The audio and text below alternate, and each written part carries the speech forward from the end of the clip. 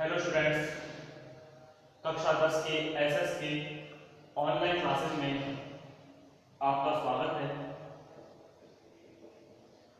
कक्षा 10 के सामाजिक विज्ञान विषय के अंतर्गत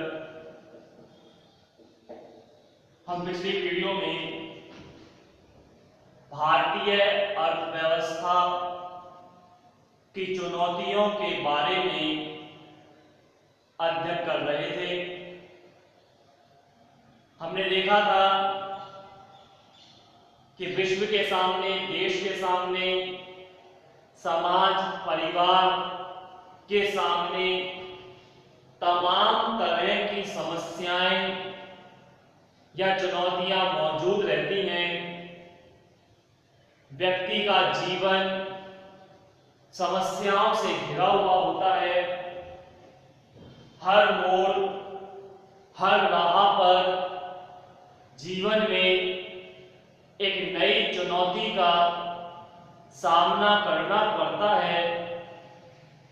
तो जिस तरह व्यक्ति के जीवन में समाज और देश के अंतर्गत कई चुनौतियां मौजूद रहती हैं, उसी प्रकार भारतीय अर्थव्यवस्था के सामने भी तीन प्रमुख चुनौतियां हैं, जिनका जिक्र हम पिछली वीडियो में कर चुके थे। और वो तीन चुनौतियां गरीबी, बेरोजगारी व मुद्रास्फीति है। तीनों की परिभाषा सामान्य रूप से कल देख चुके थे। आज प्रत्येक एक चुनौती का हम विस्तार से अध्ययन करने जा रहे हैं। तो हमारी पहली चुनौती जो थी, अर्थात भारतीय अर्थव्यवस्था की चुनौतियों में पहली चुनौती गरीबी है।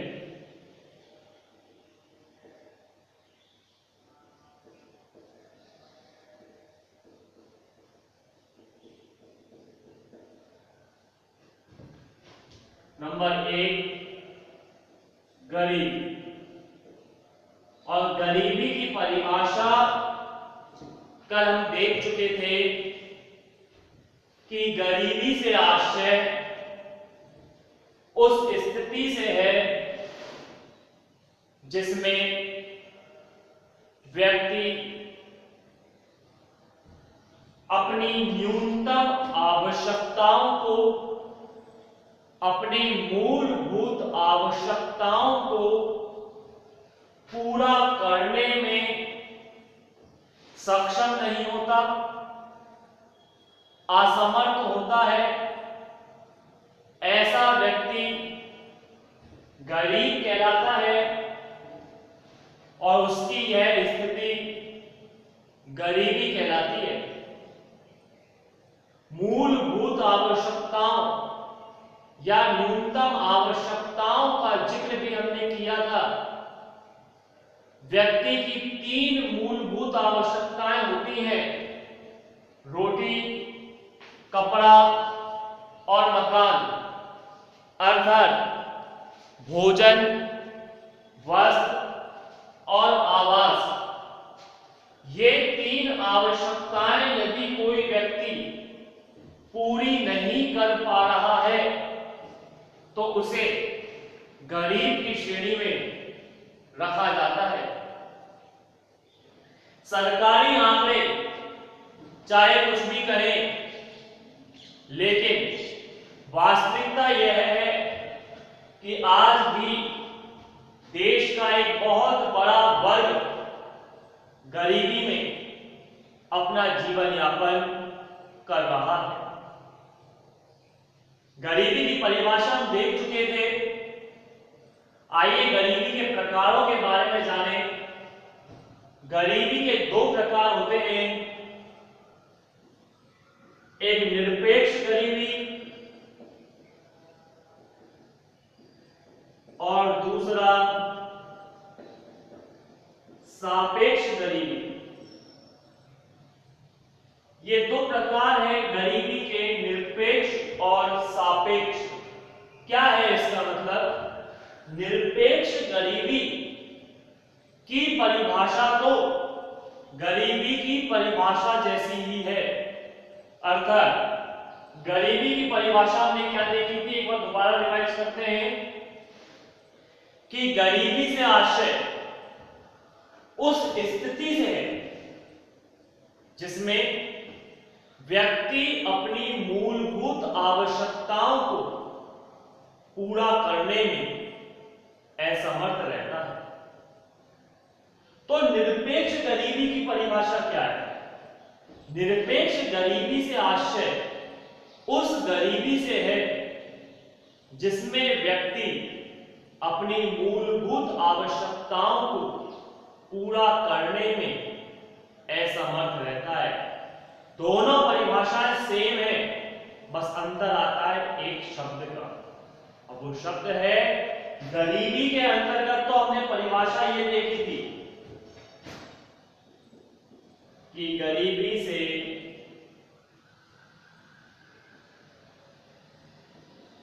आशय उस स्थिति से है। तो यहां तो ये स्थिति आ जाता है, जबकि निरपेक्ष गरीबी में क्या आएगा? निरपेक्ष गरीबी से आशय उस गरीबी से है। तो यहां शब्द बदलेगा गरीबी, और बाकी की परिभाषा बनी रहेगी कि उस स्थिति से है जिसमें व्यक्ति अपनी मूलभूत आवश्यकताओं को पूरा करने में असमर्थ रहता है। यहां भी यही बात आती है कि निरपेक्ष गरीबी से आशय उस गरीबी से है जिसमें व्यक्ति अपनी मूलभूत आवश्यकताओं को पूरा करने में असमर्थ रहता है। तो निरपेक्ष गरीबी और गरीबी की परिभाषा इक्वल आती है, जबकि सापेक्ष गरीबी को अगर देखें तो इससे क्या मतलब होता है? सापेक्ष गरीबी से आशय उस गरीबी से है जिसमें व्यक्ति अपनी मूलभूत आवश्यकताओं को तो पूरा कर लेता है, लेकिन समाज के अमीर वर्ग के सामने वह गरीब बना रहता है। ध्यान दें, विशेष बहुत अच्छी परिभाषा कि गरीबी से सापेक्ष गरीबी से आशय उस गरीबी से है जिसमें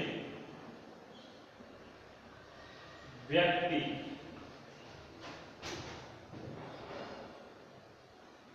अपनी मूलभूत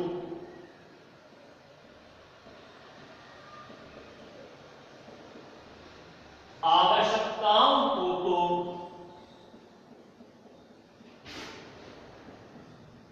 पूरा कर लेता है,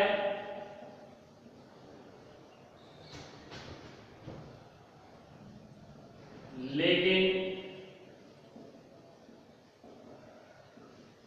समाज के अमीर वर्ग के सामने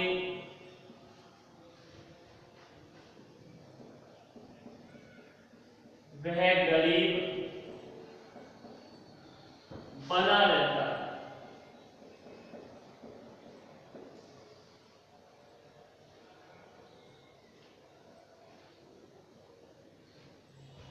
ध्यान दीजिए, निरपेक्ष गरीबी, ये मैं बड़े धीमी गति से और बार बार जोर इसलिए दे रहा हूं इस टॉपिक पर, कोई बोर्ड एग्जाम में यहां से ऐसे ही छोटे प्रश्न पूछे जाएंगे, 1 नंबर की परिभाषा पूछी जाएंगी कि सापेक्ष गरीबी को परिभाषित करो, निरपेक्ष गरीबी को परिभाषित करो, या गरीबी को परिभाषित करो, या गरीबी के कितने प्रकार हैं नाम बताइए, या भारतीय अर्थव्यवस्था की कौन कौन सी चुनौतियां हैं नाम बताइए। तो ऐसे 1 नंबर के प्रश्न यहां से पूछे जाते हैं।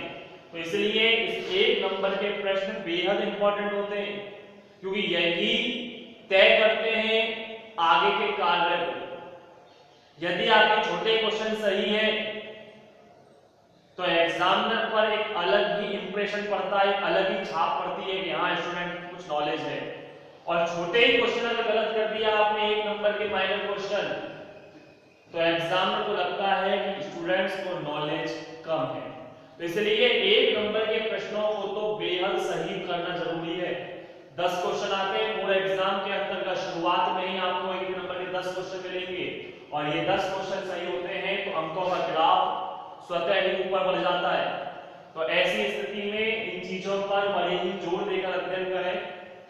सापेक्ष गरीबी से आशय उस गरीबी से है जिसमें व्यक्ति अपनी मूलभूत आवश्यकताओं को तो पूरा कर लेता है, लेकिन समाज के अमीर वर्ग के सामने वह गरीब बना रहता है। जहां निरपेक्ष गरीबी में व्यक्ति अपनी आवश्यकताएं भी पूरी नहीं कर पा रहा, तो सापेक्ष गरीबी में आवश्यकताएं तो पूरी हो रही हैं, लेकिन अमीर वर्ग के सामने, पूंजीपतियों के सामने, धनी वर्ग के सामने उसकी स्थिति कमजोर ही रहती है।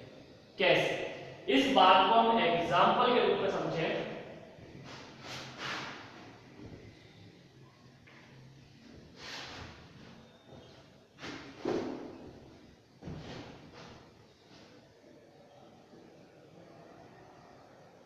ये 3 व्यक्ति हैं, ए, बी और सी।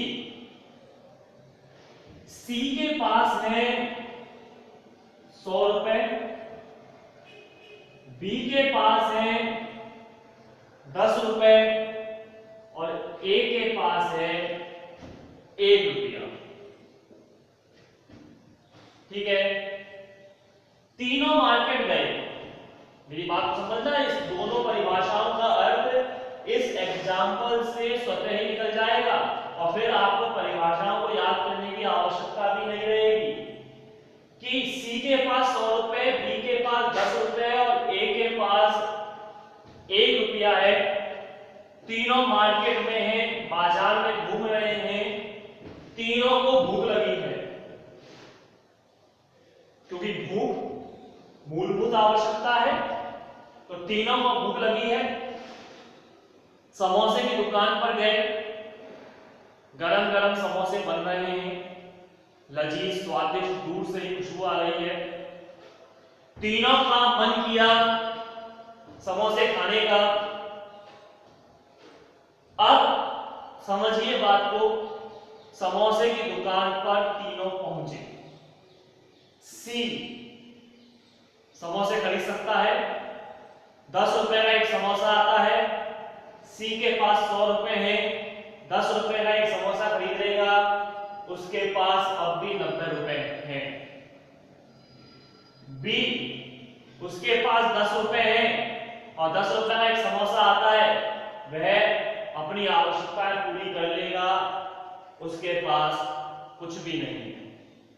वहीं ए, उसके पास 1 रुपया है, लेकिन वो समोसा नहीं खरीद सकता, क्योंकि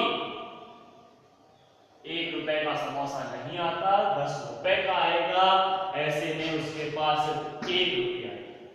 अब आप समझे, निरपेक्ष गरीबी, ए जो व्यक्ति है वह निरपेक्ष गरीब है और उसकी यह स्थिति निरपेक्ष गरीबी हुई, क्योंकि निरपेक्ष गरीबी की परिभाषा हमने देखी थी कि निरपेक्ष गरीबी से आशय उस स्थिति से है, उस गरीबी से है जिसमें व्यक्ति अपनी मूलभूत आवश्यकताओं को पूरा करने में असमर्थ है।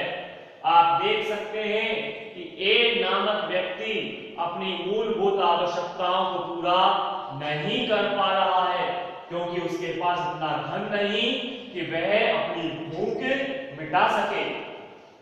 लेकिन बात करें बी की, तो बी सापेक्ष गरीब है और बी की स्थिति सापेक्ष गरीबी है, क्योंकि सापेक्ष गरीबी की परिभाषा हमने देखी थी कि सापेक्ष गरीबी से आशय उस गरीबी से है जिसमें व्यक्ति अपनी मूलभूत आवश्यकताओं को तो पूरा कर लेता है, लेकिन समाज के अमीर वर्ग के सामने वह गरीब बना रहता है। तो आप देख सकते हैं कि 10 रुपए थे इसके पास, इसने समोसा खरीद लिया, अपनी मूलभूत आवश्यकता पूरी कर ली, अपनी भूख मिटा ली, लेकिन इसके सामने तो ये गरीब है, क्योंकि इसके पास अभी भी 90 रुपए शेष है। इसके पास सी के पास, क्योंकि सी आता है अमीर में और सी समोसे के अलावा कुछ और भी खरीद सकता है, लेकिन बी के पास तो अब कुछ भी नहीं बचा। तो ऐसे में ये इसके लिए क्या रहा, गरीब बना। तो बी सापेक्ष गरीब, ए निरपेक्ष गरीब। ए की स्थिति निरपेक्ष गरीबी कहलाई और बी की स्थिति सापेक्ष गरीबी कहलाई। क्लियर हो गई ये दोनों पॉइंट, सापेक्ष गरीबी और निरपेक्ष गरीबी की परिभाषा। आइए कुछ फैक्ट के बारे में बात करते हैं और इन फैक्टों में से क्वेश्चन पूछे जाते हैं। अब जो फैक्ट बता रहा हूं ये फैक्ट 2 बार से लगातार पूछा जा रहा है और क्या है वो देखिए। भारत में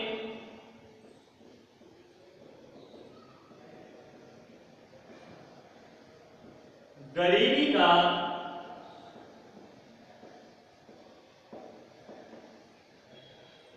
सर्वप्रथम मापन 1868 में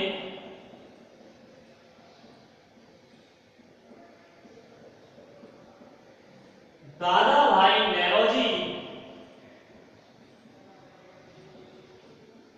ने किया। ये एक फैक्ट है कि भारत में प्रश्न आता है कि भारत में गरीबी का सर्वप्रथम मापन कब और किसने किया था। तो भारत में गरीबी का सबसे पहले मापन 1868 में दादा भाई नेरोजी ने किया। मापन मतलब मापा गया कि कौन गरीब है और कौन अमीर है। कोई क्राइटेरिया रखा गया, उस क्राइटेरिया के आधार पर यह तय किया गया कि देश के कितने व्यक्ति गरीब हैं और कितने अमीर। यह काम सर्वप्रथम दादा भाई नेरोजी ने 1868 में किया था और यह प्रश्न बोर्ड एग्जाम में आ चुका है। मैंने कहा था छोटे क्वेश्चन आते हैं 1 नंबर के, यही क्वेश्चन आया था 2 बार। एक बार तो आया था कि भारत में गरीबी का सर्वप्रथम मापन कब किया गया, 1868 में, और एक बार आया था किसने किया, दादा भाई नेरोजी ने। तो भारत में गरीबी का सर्वप्रथम मापन 1868 में दादा भाई नेरोजी द्वारा किया गया। अब ये मापन कैसे किया जाए या कैसे किया जाता है, इसके लिए भारत सरकार के द्वारा कुछ क्राइटेरिया तय किए गए हैं, कुछ आंकड़े निश्चित किए गए हैं। उन आंकड़ों के आधार पर यह कहा जाता है कि व्यक्ति गरीब है या अमीर। तो उन आंकड़ों में हम बात करें तो हमारे अर्थशास्त्री हो चुके हैं सुरेश तेंदुलकर। सचिन तेंदुलकर नहीं है, सुरेश तेंदुलकर है, याद रखें। नहीं सचिन तेंदुलकर करने आप, क्योंकि ज्यादा ही आपके मन में सचिन तेंदुलकर घूम रहे होंगे, तेंदुलकर का नाम सुनते ही, लेकिन सुरेश तेंदुलकर है। सुरेश तेंदुलकर एक अर्थशास्त्री थे। इन्होंने गरीबी का मापन करने के लिए एक आंकड़ा तय किया और आंकड़ा यह था कि ग्रामीण क्षेत्र में रहने वाला व्यक्ति अगर प्रति माह 816 रुपए खर्च कर रहा है तो वह गरीब नहीं है।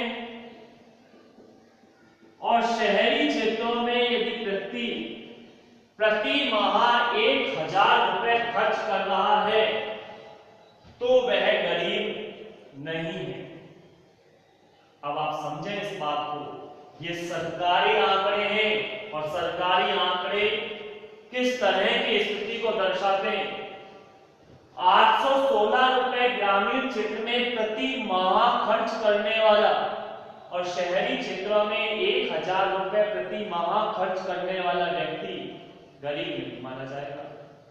आप खुद सोचो क्या होता है इसमें 1000 में, शहरों की यदि हम बात करें 1000 रुपए में ये कहा जा रहा है कि यदि व्यक्ति 1000 रुपए खर्च कर रहा है तो गरीब नहीं। 1000 रुपए में कहां से वो भोजन की व्यवस्था करेगा, कहां से वो वस्त्र की व्यवस्था करेगा और कहां से अन्य चीजें, क्योंकि 1000 रुपए खर्च होने में कितना सा वक्त लगता है। आप मार्केट जाइए, पल भर में 1000 रुपए खर्च हो जाएंगे, पता भी नहीं चलेगा। और सरकार कहती है कि 1000 रुपए खर्च करने वाला व्यक्ति वो गरीब नहीं। यहां तो फिर भी खर्च करने वाली आई बात। योजना आयोग के द्वारा कुछ समय पहले एक आंकड़ा तय किया था और वो आंकड़ा था 28 रुपए प्रतिदिन कमाने वाला व्यक्ति ग्रामीण क्षेत्रों में और 32 रुपए प्रतिदिन कमाने वाला व्यक्ति शहरी क्षेत्रों में, वह गरीब नहीं है। आज 28 रुपए कोई भी कमा लेता है, कोई भी। एक बेलदारी करने जाइए, 350-300 रुपए तो आपको आसानी से मिल जाते हैं और सरकार कहती है कि गरीब नहीं। सरकार ने एक बार आंकड़ा भी दिया था, 5 पैसे की दाल, 2 पैसे का आटा, 3 पैसे का नमक, इस तरह से पूरी लिस्ट बनाकर दी थी और सरकार ने कहा इतना व्यक्ति भी खर्च कर रहा है तो गरीब नहीं है। आराम से व्यक्ति इतने में अपना भोजन, वस्त्र और आवास बना सकता है। पूछना चाहूंगा सरकार से, कैसे, आखिर कैसे? लेकिन ये सारे आंकड़े सरकारी हैं और सरकारी आंकड़ों की स्थिति क्या होती है आप इनसे भली भांति वाकिफ हैं। लेकिन बात करें अगर इतनी कि ग्रामीण क्षेत्रों में 816 रुपए प्रति माह और शहरी क्षेत्रों में 1000 रुपए प्रति माह खर्च करने वाला व्यक्ति गरीब नहीं माना जाएगा। यदि कोई इससे कम खर्च कर रहा है तो वह गरीब की श्रेणी में आता है, अन्यथा वह अमीर है या मध्यम वर्गीय है जो अपनी आवश्यकताओं को भली भांति पूरी कर सकता है। तो सुरेश तेंदुलकर नामक अर्थशास्त्री के द्वारा एक आंकड़ा तय किया गया था गरीबी का कि जो व्यक्ति प्रति माह ग्रामीण क्षेत्रों में 816 रुपए और शहरी क्षेत्रों में 1000 रुपए प्रति माह खर्च कर रहा है, ऐसा व्यक्ति गरीब नहीं कहलाता। आज के लिए इतना ही काफी है। गरीबी से संबंधित तमाम अन्य जानकारियों के लिए देखते रहिए आपकी अपनी एसएस की ऑनलाइन क्लासेस। तब तक के लिए धन्यवाद।